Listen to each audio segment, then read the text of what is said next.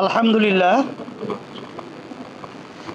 আল্লাহ পাক রব্বুল আলামিনের দরবারে লাখ কোটি শুকরিয়া আদায় করছি যে আমরা বহুদিন পর্যন্ত যে কার্যক্রমটা আলহামদুলিল্লাহ মানসিকভাবে ধারণ করে এবং বাস্তবে এটা বাস্তবায়নের জন্য যে চিন্তা রেখে আমরা কার্যক্রম পরিচালনা করছিলাম, তারই একটা আলহামদুলিল্লাহ আজকে বাস্তবতা হলো যে আমরা সমমনা ইসলামী 5টি দল আমরা একত্রিত হয়ে কতগুলো মৌলিক বিষয় আমরা ঐক্যমতে পৌঁছতে পেরেছি।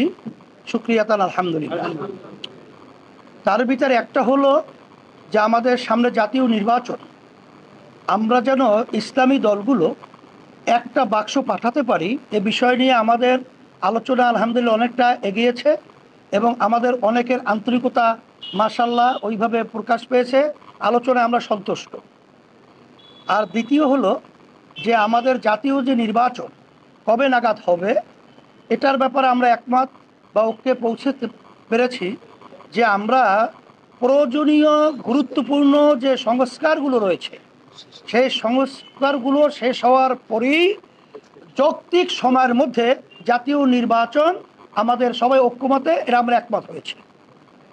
আর একটা বিষয় আমরা ঐক্যমতে পৌঁছেছি, আধিপত্যবাদ, সাম্রাজ্যবাদীবাদ এবং বিশেষ করে বিদেশি যে আমাদের দেশ নিয়ে বিভিন্ন ধরনের তালবাহানা, এটা যেন না করতে পারে এ ব্যাপারে আমরা সবাই ঐক্যমত হয়ে আমরা এর প্রতিবাদ করব এবং আমাদের দেশ ইসলাম মানবতা রক্ষার জন্যে আমরা ঐক্যমতে পৌঁছেছি। আর একটা বাংলাদেশ কল্যাণ রাষ্ট্র প্রতিষ্ঠার ব্যাপারে এখানে ইসলাম এটাই তো কল্যাণ, ইসলামী নীতি আদর্শের মাধ্যমেই তো কল্যাণ বয়ে আসছে দুনিয়াতেও আখেরাতেও।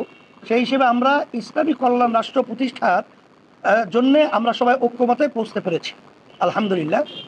আর একটা বিষয় হলো নারী যে বর্তমানে যে পরস্তার সংস্কার যে রয়েছে, এই সংস্কার কমিশন আমরা সবাই একমত হয়েছি যেটা সম্পূর্ণ বাতিল করতে হবে এবং এটা যদি না করে তা আমরা ঐক্যমতে আমাদের সামনে পরামর্শ ভিত্তিক আমরা এই বাংলাদেশের ভিতরে এর প্রতিবাদে আমরা কঠোর আন্দোলন এবং সিদ্ধান্ত নিতে বাধ্য হব।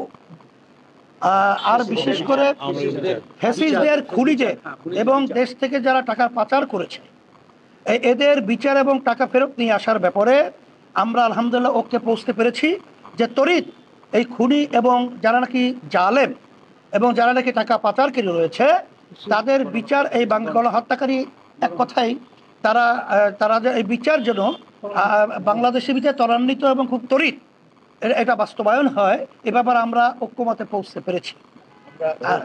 আর আলহামদুলিল্লাহ ধারাবাহিকতা, আজকে আমাদের এই আনুষ্ঠানিকতা আজকে শেষ নয়, আমাদের এই লক্ষ্যে পৌঁছার জন্যে আমরা সবাই ধারাবাহিকভাবে এই কার্যক্রম পরিচালনা চলতে থাকবে, বৈঠক চলতে থাকবে। আশা করি আলহামদুলিল্লাহ এই 53 বছর স্বাধীনতার পরে 54 বছর চলছে আমাদের যে লক্ষ্য বাংলাদেশকে নিয়ে, এটা আমরা আশা করি এখন যে পরিবেশ তৈরি হয়েছে এটা আমরা পৌঁছতে পারবো, এরকম একটা আশার আলো আলহামদুলিল্লাহ আমরা দেখতে পাচ্ছি।